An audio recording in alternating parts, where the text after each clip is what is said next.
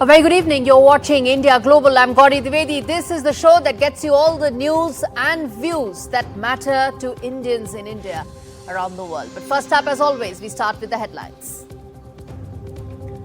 South Asia's rivers. Well, the latest is China is peddling false narrative in this water treaty. Beijing falsely accuses India of weaponizing water. Nepal bans protests and demonstration amidst pro-monarchy protests. Kathmandu police released 7 pro-monarchy supporters, including ex-Home Minister Kamal Thapa. Trouble mounts for Bangladesh's former Prime Minister Sheikh Hasina, even as Dhaka restores banned Jamaat-e-Islami's party's registration. Ukraine launches a massive, unprecedented drone strike on Russia. Comes ahead of peace talks which have just resumed in Istanbul. Even as Russian air bases and warplanes have been deeply hit, will that impact which way the peace talks go is the question.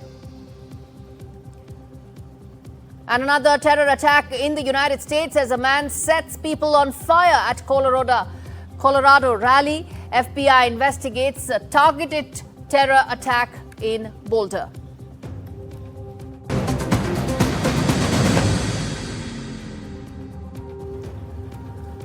Viewers, our big story this Monday on India Global. China is talking tough on South Asia's rivers, but behind the cascade of rhetoric lies a dried-up threat. Meanwhile, New Delhi isn't cornered. In fact, it's just calmly reading between the lines of Beijing's water diplomacy. Well, only last week, China celebrated the filling of Pakistan's Chinese-funded Mohammed Dam. State media, in fact, celebrated it and painted it as a strategic answer to India. But here's the kicker. New Delhi doesn't see it as a threat. Why? Well, because this is all theatre. Beijing claims India wields its midstream geography as a water weapon. But that's rich, coming from the one country that actually holds the upstream card on the Brahmaputra and has stopped sharing critical flow data since 2022. Let's be clear. India has not weaponized water, does not intend to do so. In fact, it has upheld treaty obligations under the Indus Water Treaty for decades in face of state-sponsored Pakistani terror, even when it was politically unpopular. Meanwhile, China threatens to weaponize the Yarlung Tsangpo feeding the Brahmaputra. But that would hit Bangladesh too. China's silence on that speaks volumes. If China ever decides to tighten the tap, it won't just affect India, it will drown Bangladesh, destabilize Pakistan's own restive regions, which is Balochistan, where Chinese projects are already targets of unrest. So let's not fall for Beijing's water theatrics. This is less a flood and more a faucet turned up for attention. India isn't under pressure, but it is watching patiently as others get soaked in China's illusion of control. Let me quickly now put forth the big questions that we always ask viewers on the stories that we do a deep dive on. First up, as far as the big questions is concerned, is China building dams or is it building influence? Next up, what does Pakistan lose by gaining China's water help? Next, can Bangladesh survive China's upstream squeeze? What will happen to Dhaka, which is already facing threats on multiple counts? Is China backing Pakistan only for its resources? At the end of the day, it's all about protecting one's own interest, and that seems to be the case for Beijing in Islamabad. And lastly, is water just China's cover for greater control?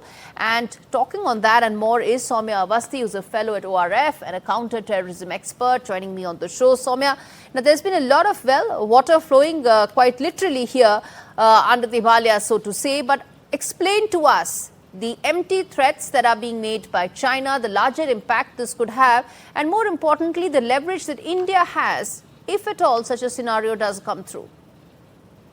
Thank you, Gaurie. So, firstly, we should understand that this whole Indus Water Treaty discussion that is going on is being there in the mind of the government in India for a very long time, for many reasons, which included climate as one of the biggest reasons for us to relook and think over the treaty. But the Pahalgam attack actually just gave us the right time to use it for telling Pakistan that how it is not doing or following the preamble of the Indus Water Treaty, because Indus Water Treaty was precisely written and shared for goodwill reasons. Now there are no goodwill reasons that is left between the two nations, and the treaty is actually being used as a pressure point to make Pakistan understand that the kind of tactics and theatrics that they are using in collusion with China is not actually going to help them. In fact, so putting it on hold and giving it a terminology as under review is basically a signaling that we are trying to make Pakistan understand. But if they do not understand this, we have many other ways to go about it. And like you highlighted, how China is trying to build a narrative that was much expected.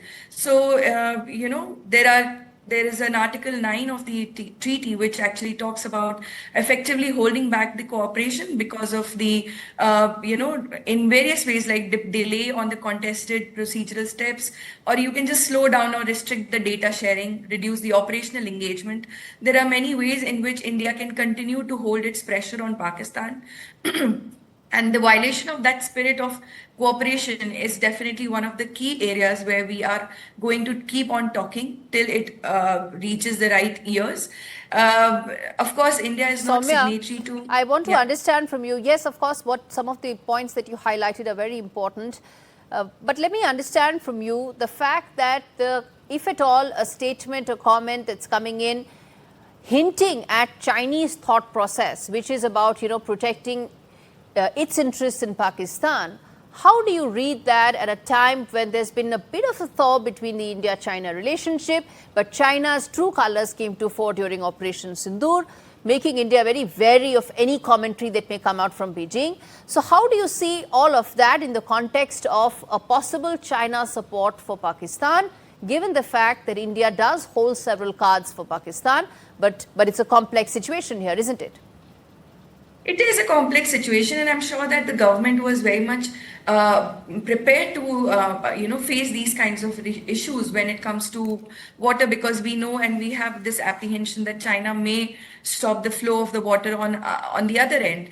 But given all that, I think India, the moment India decided that it will hold the treaty in abeyance, it started working on this very important navigation project, the Tulbul navigation project. And I think India is going ferociously on this project right now with a tight deadline, so that they can actually balance certain kind of maintain some kind of release the pressure that China may threaten us with. So far, of course, there have not been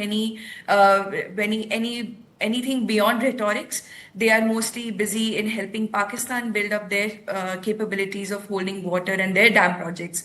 But there has not been any direct escalation of water. So till the time it hasn't happened, I think India will also not go out loud and talk big. Yeah.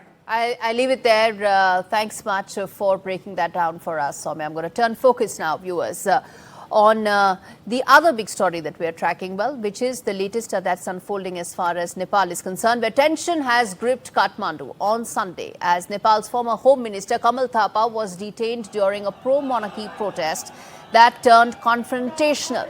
Thapa and 6 others were detained after attempting to breach restricted zones near Kathmandu's city centre. It was a move taken in defiance of new protest bans imposed by the government. Citing fears of more chaos, authorities have confined demonstrations to just 3 zones, which is your Koteshwar, Balku and Sifal ground for the next 2 months. The unrest comes amidst demands to restore the centuries-old monarchy and declare Nepal a Hindu state, which it used to be till 2008. Protesters accuse the current government of corruption and failure. Memories of past bloodshed continue to haunt the city. In March, a protest turned violent, leaving 2 dead, dozens injured. As the former king remains silent, the streets roar louder. That's some of the visuals that we are playing out for you, isn't it? Will Nepal return to its royal past or stand firm as a republic in the wake of these growing protests is something that's very important for India, given the fact that India and Nepal share such close relations, interests, and remain so for centuries. I want to quickly get in Khushbu Oli, who's of the Central Committee member she is of the Rashtriya Prajatantra Party, one of the parties that is actually protesting at a time when there's been some sort of an indication from the government that you can keep protesting all you want, Khushbu, but as far as some of the many significant demands that you or the parties like yours are making are simply not going to happen. How do you respond to what the government has said so far in terms of these protests not resulting in Nepal once again becoming a Hindu kingdom? Thank you so much. This is not governance, actually. What we see is a complete authoritarian suppression. And the government at the current development has restricted almost all public areas in the Kathmandu for just demonstration, except for 3 locations, especially targeting the nationalist protesters or the RPP supporters and leadership. So what we think is peaceful protest is not a crime. It is a fundamental right guaranteed by the Constitution of Nepal. And every citizen will have the freedom of opinion and expression to assemble freely, peacefully, without arms. And they have restricted this. And we do not understand because, Article 17 of the Constitution of Nepal clearly guarantees that. And the government is arresting political leaders and blocking peaceful assemblies. So if the ruling parties are confident in their legitimacy, they should welcome a public dialogue with the party that is leading this movement and not fear it. Like shutting down streets, arresting voices, and looking down the capital shows a deep insecurity in the system itself. So it is looking very suppressive and authoritarian for us. I want to understand from you, the demands are essentially return to the monarchy days, isn't it? But it's not so simple because Nepal had an entire transition. It was people of Nepal who asked for the transition. How do you turn back and turn back the clock and go back in time? And it may just be this many set of people who may want it, not the entire Nepalese set of people. Actually, it's not at all going back because the current moment has gained momentum because the people of Nepal have been increasingly dissatisfied as the political parties took over power after 2008 and have repeatedly failed to deliver on their promises of better governance, stability, and economic process. So instead of bringing reforms and improvement, they pledged the things that they had pledged. Successive governments have been plagued by corruption, inefficiency, and internal power struggles. So it's not going back, but at this critical juncture, what RPP thinks is that they have to address our ongoing political and economical situations, troubles, and the crisis. So the party calls for a fresh political agreement that includes all stakeholders, including the former king, and arguing and also the political parties. And the party advocates for a constitutional monarch. We do not want monarch Hindu kingdom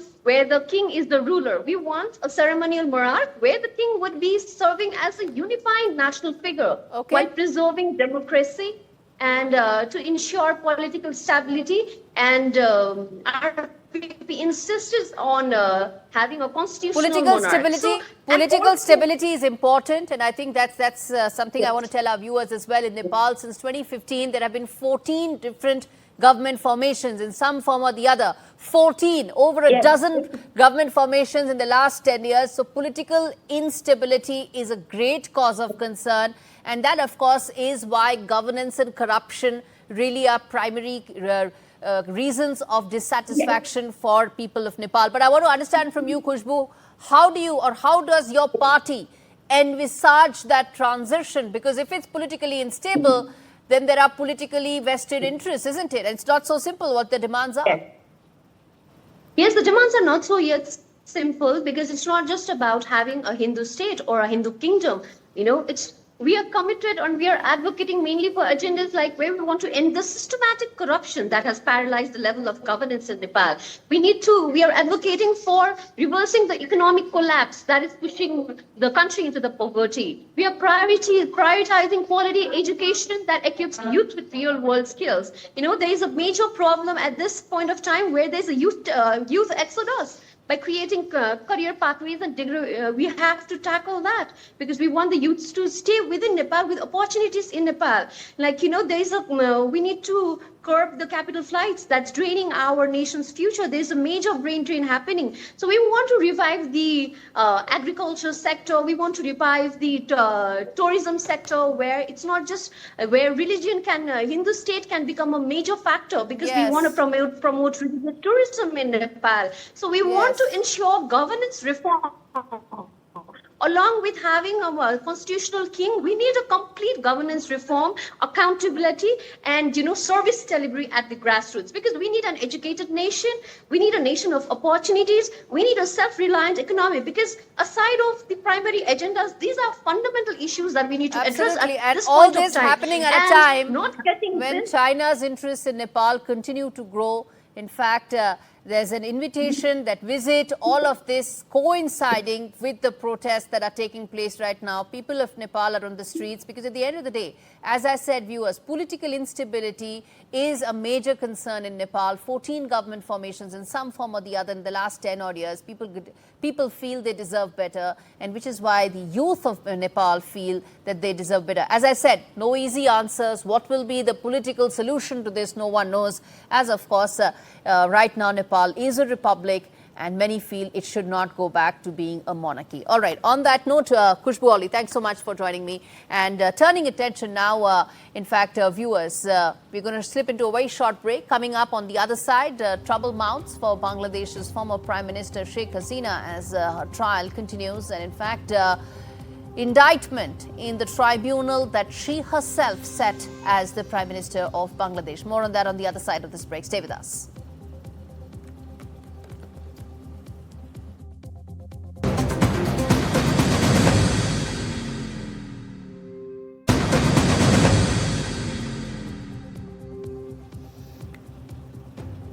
Viewers, former Prime Minister of Bangladesh Sheikh Hasina now stands accused of crimes against humanity by Bangladesh's International Crimes Tribunal. This is the very tribunal that she, in fact, revived to try the war criminals. In fact, and that same tribunal is now demanding her own extradition after her 15-year rule ended in a bloody student-led revolt last year. The allegations against her are very serious: murder, extermination of protesters, ordering attacks by drones and helicopters. Moreover, in yet another stunning twist, the Jamaat-e-Islami, once banned for war crimes during the 1971 genocide, that this very tribunal had actually tried those people for. Some were actually on likely to face murder charges, have all been released, and they are now back to contesting the promised upcoming poll. So you see what's happening here. I'm not here to even for a minute talk about Sheikh Hasina's the charges against her. That is the job of her lawyer. But what I am telling you right now, viewers, is for you to be better informed. Two things are happening simultaneously. Those charges against Sheikh Hasina are very serious. And then on the other hand, the charges that were leveled against Jamaat-e-Islami, which were the genocide charges during 1971, all of which have now been wiped out. Several of those people have walked free. Some of them had 1,300 murders and rapes against their name. And now they're, of course, clean, their reputations scrubbed clean for them to contest in the upcoming elections. What does this mean as far as Bangladesh is concerned is the key question, because at this stage, one may feel that the caretaker government of Muhammad Yunus is under pressure because it feels that Muhammad Yunus continues to cling to power. And the final blow, of course, is that Bangladesh has unveiled new currency notes, doing away with without Bangabandhu Sheikh Mujibur Rahman's image, the father of nation. Critics call it symbolic ethnic whitewashing aimed at rewriting history and releasing fringe power brokers. From war crimes to political betrayal to economic erasure, Bangladesh's identity is under complete siege. Let me quickly now rope in my colleague Saurabh Gupta, who really gets all these details for us in greater detail to really understand how things are unfolding. Saurabh, I know you have your ear to the ground, how things are unfolding in Bangladesh. We're putting out for our viewers the charges against Sheikh Hasina are very serious. But as I said, the two things happening parallelly. While she's going to be tried for those serious charges, and it's the job of a lawyer to defend her, but it's our job to tell our viewers that parallelly, those accused of the genocide are all now being whitewashed, released, and ready to fight the upcoming elections. Absolutely. There have been people who've been booked on terror charges, who were incarcerated on terror charges, who've been let out in the last few months. And that's something that's been the practice, at least over the last few months in Bangladesh. At the same time, you have this effort to erase the legacy of Bangabandhu Sheikh Mujibur Rahman. And therein comes in the question of what legacy is trying to be erased. Now, the Jamaat-e-Islami, which had its registration given back to it, now is set to contest elections once it gets registered with the Election Commission, which means that it can become a political entity. What does it stand for? Well, it stands for hardline Islam. Even though it's tried to repackage and re-image and rebrand itself, the Jamaat-e-Islami does stand for hardline Islam. It's also a group that sided with Pakistan during the 1971 Liberation War. So there is a sort of, like you said, there is a legacy that is completely at this point being wiped out. And one may argue that, to avoid any political sort of trouble, or at least that's what is being said, that we are using cultural references from Bangladesh on the currency notes. But again, the legacy of Bangabandhu Sheikh Mujibur Rahman is also closely tied to what India did in 1971 to help liberate Bangladesh from Pakistan. So all of that is being affected. Indeed, Saurabh, you're absolutely right that the moment Bangladesh's history gets erased, it has huge ramifications on how India helped liberate Bangladesh. I'm going to keep coming back on that. Thanks so much for joining me on the show. Turning attention now in what comes as a pivotal moment for Indian American leadership and higher education. Two trailblazers, that is Anjali Sood and Sanjay Seth, have taken on powerful roles at Harvard. Their elections come at a critical time as tensions simmer between the university and the Trump administration. This report explores who they are and why their leadership matters now more than ever. Take a look. Harvard University, a centuries-old institution, now at the heart of a political firestorm. As the Trump administration clashes with higher education over international enrollment policies, the Ivy College has quietly made a bold move. Two American Indians, Anjali Sood and Sanjay Seth, have been elected to top leadership roles, strengthening voices of inclusion and innovation within its historic halls. Anjali Sood, raised in Michigan's Flint by Punjabi immigrant parents, is a business titan in streaming media, appointed to the prestigious Harvard University Board of Overseers. She has replaced Canadian Prime Minister Mark Carney. From Amazon to Vimeo to now leading Tubi, she brings tech-savvy vision and a personal commitment to equality and education. Meanwhile, Sanjay Seth, an environmental policy leader with deep Harvard roots, is now steering alumni engagement at a global scale. His mission? To build a community that reflects climate justice, diversity, and Harvard's global reach. The message from the university seems clear. As political pressure mounts, Harvard doubles down on its global and inclusive identity, with Sood Seth at the helm of change. Bureau Report, Arjun Samar Mahindran for NDTV World.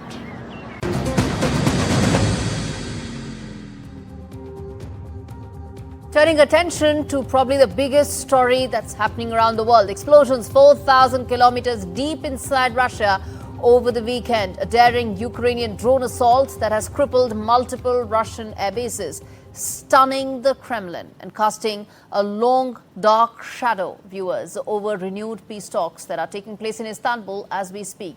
Just a day after what Ukrainian military sources are calling Operation Spiderweb. A precision strike said to have destroyed over 40 Russian bombers. Negotiators from Kyiv and Moscow face off once again in Istanbul at a luxury Ottoman-era palace. On one side, Ukraine's scandal-hit defense minister Rustem Umerov, armed with a bold roadmap for peace, or his version of the peace. On the other end, Vladimir Medensky, Putin's hardline aide, who's publicly questioned Ukraine's very right to exist. Ukraine demands an unconditional ceasefire, return of its abducted children, and no recognition of Russian-held territories. That's, of course, that's what Ukraine's bucket list is. Now, Russia says that it's demanding Kyiv surrender land, abandon NATO, and lift sanctions. With America's self-declared negotiator-in-chief sidelined and the battlefield heating up, hope for peace in Istanbul may already be going up in smoke. Talks may continue for hours together and maybe even through the night. That's what some reports indicate. But with both sides dug in and bombs still falling, the road to peace looks steeper than ever in the past. I want to quickly play out, in fact, this ground report that has been filed by Anastasia Volodina from Istanbul, and then we go and talk this in greater detail. Just moments away from the much anticipated talks between Moscow and Kyiv, and this time it will mark the second round of talks in just a little over 2 weeks. And we have the most beautiful spot right here. We're just on the opposite side of the Bosphorus with the Tiran Palace just to the left side of me. And this is the place where the two sides, Moscow and Kyiv, will sit down for the second round of talks. And Russian delegation touched down in Istanbul on Sunday. The Russian delegation is going to be led again, of course, by Vladimir Medinsky, who also led the Russian delegation back in March of 2022 and back on May 16th. And Russian Foreign Minister Sergei Lavrov underlined that Russia will present Ukraine with its version of the memorandum on the conflict resolution, but once again underlined and stated that the first and foremost root causes of the conflict must be eliminated. U.S. Special Envoy Keith Kellogg also confirmed that it is indeed a proxy war against Russia happening on Ukrainian soil. And we have to recall a little bit what happened during the last peace talks on May 16th. Well, Kyiv and Moscow back then agreed on the biggest prisoner POW exchange, 1,000 for 1,000, including civilians as well as military personnel. And the two sides also agreed to present each other with its version of the memorandum on the conflict resolution. And according to the head of the Russian delegation, Vladimir Medinsky, Moscow has received the Ukrainian memorandum that has been presented, of course, in Ukrainian and English languages. But to which Medinsky actually stated that no, it doesn't matter in which language the Ukrainian side presents its memorandum to Russia, because among those who are in the Russian delegation, there are those who actually also speak Japanese. All right, that, of course, was Anastasia Volodina giving a sense of how things are looking like in Istanbul. And while the talks continue, the big questions, of course, as always, on India Global. First up, is Ukraine's drone attack Russia's Pearl Harbor? Secondly, will Kyiv's drone attack spark new escalations? And that, of course, means the war entering a new phase completely. Thirdly, are Istanbul's peace talks only symbolic, simply because, well, they're coming in the backdrop of the war actually escalating, given that Ukraine has struck so deep inside Russian territory? And will Russia give security guarantees to Ukraine? This is a slightly off question, but this is essentially the crux of what the entire peace talks are all about, which is that can anything actually move forward there? At the end of the day, it's actually America that has to give security guarantees to Ukraine. All right, let's quickly now get in James Dorsey, who is a journalist, adjunct senior fellow at RSIS, joining us live to talk more about this. So as things stand right now, we are playing out those visuals. You have the Russian folks coming in their long black sedans and their suits, and the Ukrainian folks who came in their military fatigues, always proving a point. The stage is set for round two, in the backdrop of a military escalation that probably this war hasn't seen till now, Ukraine striking so deep inside the Russian territory. Do you think these talks have any meaning at this stage? Do you think anything can be expected out of these? Talks always have meanings. I think, first of all, with regard to the drone strikes by the Ukrainians, these go far beyond in terms of importance of the Russian-Ukrainian conflict.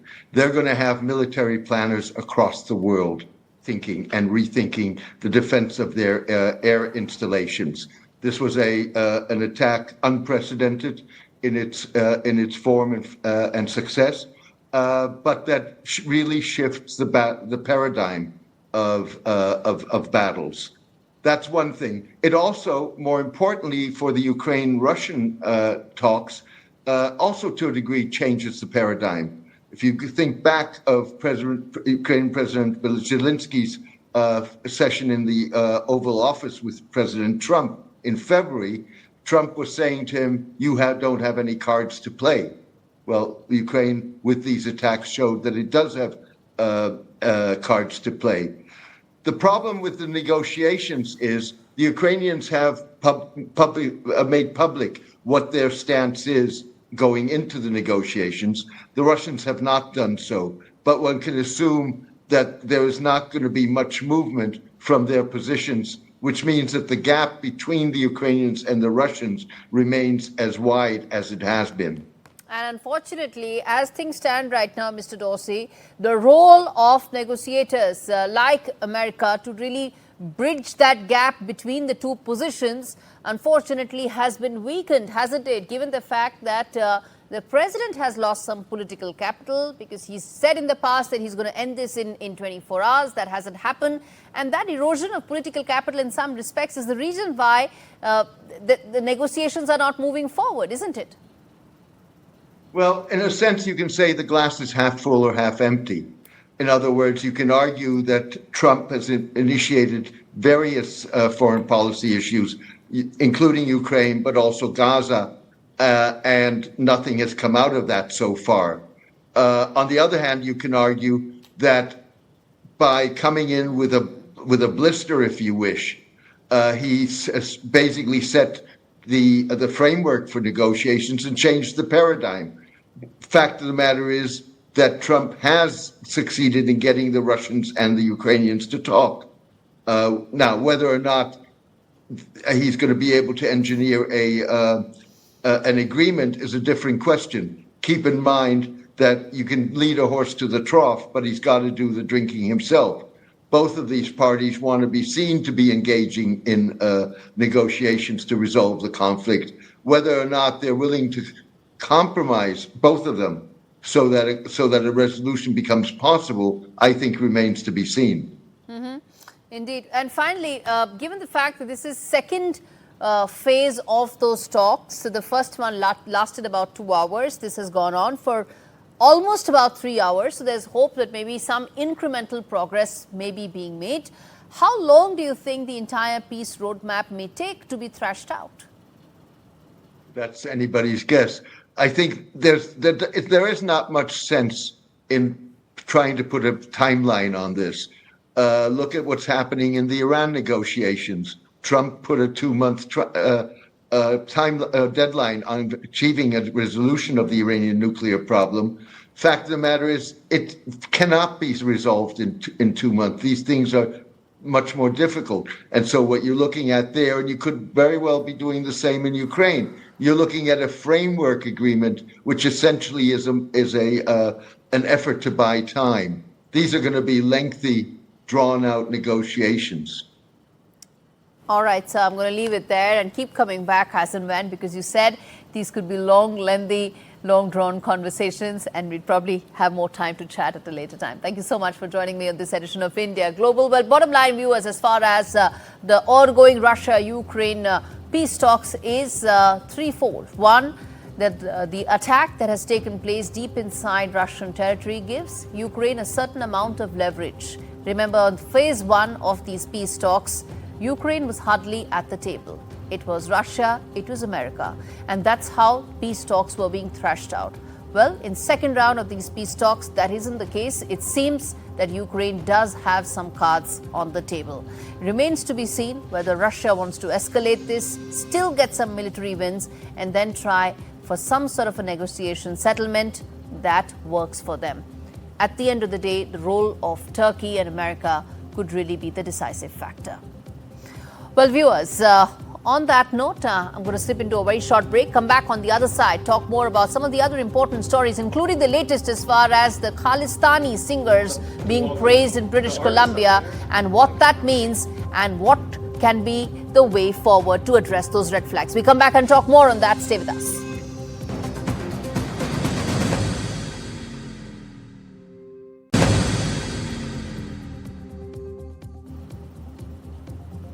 All right, shifting focus now to a deadly terror attack that took place in Colorado. 8 people have been injured after a man started setting people on fire at an outdoor mall in Boulder in Colorado. In fact, officials say that the reports highlight that the suspect is a 45-year-old Mohammed Sabri Soliman, who is an Egyptian national whose visa had expired. The FBI says the suspected act of terrorism happened during a peaceful event in support of Israeli hostages. It happens weekly. So it's a weekly meeting in support of the Israeli hostages. Remember, there are still 25 of them who are alive, and it's been almost 19 months.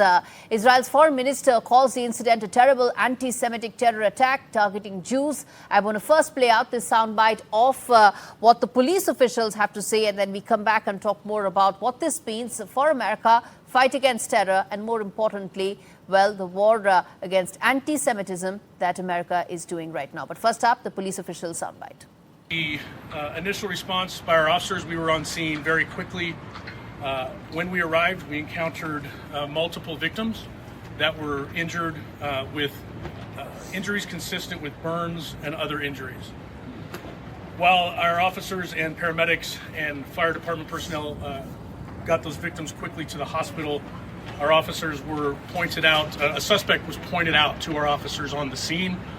Our officers immediately encountered that suspect who was taken into custody without incident. All right, let's get in Glenn Carl, who's a former CIA officer, to talk more about this. Glenn, it's a shocking case, yet another instance of anti-Semitism that's coming to light. At a time when many in American campuses are feeling, well, the Trump administration's crackdown looks one-sided. So there are several legs to this. Also at a time when global action against terror is getting united. Your first thoughts on how this is likely to shape war against terror on a global front? Oh, on the global front, that's an ambitious question to ask. I think the central issue that's happening here is, in the American context at least, is that it has become almost impossible to separate expressing frustration with Israel from anti-Semitism, or with criticism of Hamas with the Palestinian sufferings.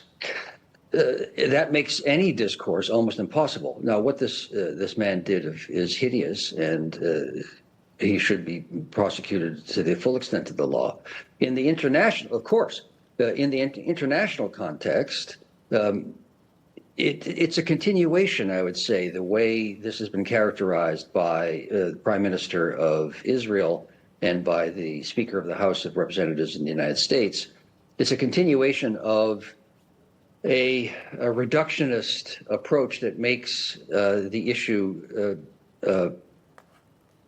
binary. Either one supports Israel or one is an anti-Semite. But incidents like this do make it binary, doesn't it? Anti-Israel. Incidents like this do make it binary, because at the end of the day, this was a meeting for the Israeli hostages who've been held captive since 7th of There's no October. justification for it. So it does Absolutely. make it binary, doesn't it? It's binary about any terrorist act, any act of violence. Absolutely, absolutely. Please don't get me wrong on that.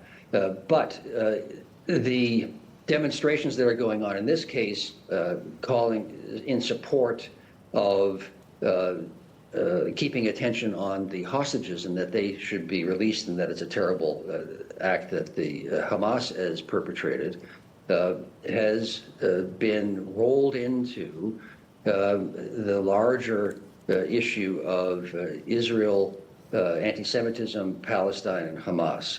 And it becomes nearly impossible to take any position which is other than, in the American context now, support for Israel, and that makes it difficult. Or one can't say anything without running into that. So in some sense, what you're saying is, of course, it's hideous. In some sense, what you're saying, sir, is that it strengthens Benjamin Netanyahu's position. It strengthens Trump administration's crackdown, even on international students on campuses, as of course Certainly. war on terror continues, right? So that's essentially the larger ramification of this. But I want to understand from you that, given the fact that FBI is treating this as an act of terror, How do you see that likely to reshape America's policies when it comes to acting against terror? I don't see it as changing American policies. Any action taken against a Jewish person or organization or demonstration anywhere will be characterized as rolled into probably as a terrorist threat. In the similar way in American campuses now, the focus is on anti-Semitism, but that's really come in to represent anti-Israeli policies or being hostile to Israeli policies. And the two things are not necessarily the same, but that change or imperative will be even more true now, given this hideous event in Colorado. Absolutely. So I'm going to leave it there. Thanks much for joining me on that story. I'm going to shift focus now away from US onto British Columbia. Well, days after Khalistani singers were celebrated, in fact, the British Columbia legislature had rolled the red carpet for several of those Khalistani singers. Well, there was one voice of dissent very clearly, and that voice, which is the independent MLA Dallas Brody, now joins me live to talk more about the incident, the ramifications, and why she feels that has a larger impact on the India-Canada relationship as well. Ms. Brody, thanks much for speaking to me and NDTV. Let me start by asking you, you feel strongly about this entire issue, isn't it? You've raised a concern about it. Why do you think this could actually be why do you think this is such a big issue and has larger impact and ramifications? Well, the fact that it's still happening, it's actually hard for me to believe this is happening. I sit as an independent member in the House right now. I voiced my concern about this immediately by putting something onto X. And the fact that it's going on, to me, is stunning. We should be very aware of what this group stands for and what they glorify. There are no secrets about this, and frankly, they make no secrets about it. Here in Canada, we don't want to become a launching pad for, groups that have grievances from other countries and it should be left in the past. We have to work here to build unity here in Canada, here in British Columbia, this province in British Columbia, and not have people like this being glorified at all. We want young people to have positive role models, not this. Indeed. And Ms. Brody, let me ask you this, that this is coming when lawmakers from NDP, lawmakers, several others were actually celebrating the Khalistani singers there. What do you think is the role of government, particularly Mark Carney, who, of course, needs to ensure that there is a crackdown on this sentiment? Well, I guess like in any political situation, just speaking, I'm a newcomer to politics. I only just got elected in October, but I'm learning that people get influenced by getting involved on the ground early on, and they start working their way into the parties. And they donate, they work, they volunteer, and by working their way into the parties, they get persuasive power, and they get power within these entities. And so I believe it's incumbent on each of us as politicians to make sure we're not linking arms with groups that are dangerous and taking a position that's not helping Canada. So it's all about the politics and who's getting involved and who's getting in there and having influence. And I think this is where we need to look carefully about what's happening in Canada. And this isn't the only situation happening here. We have other groups fomenting, ideologies that are dangerous and very destructive to our social fabric. And we need to take a close look at this. I've been pushing on some other issues in this regard also. And truthfully, I am not clear why there isn't more political will to deal with this matter. That's my honest answer to you. All right, I'm going to leave it there. Ms. Brody, thanks much for speaking to me. Remember, it's the Khalistani issue that actually ruptured the India-Canada relationship. Glad that there are voices of reason like yours in Canada. Well, viewers, on that note, completely timed out on this edition of India Global. Thanks so very much for watching. We come back tomorrow with more stories, more news, more views, and more perspective.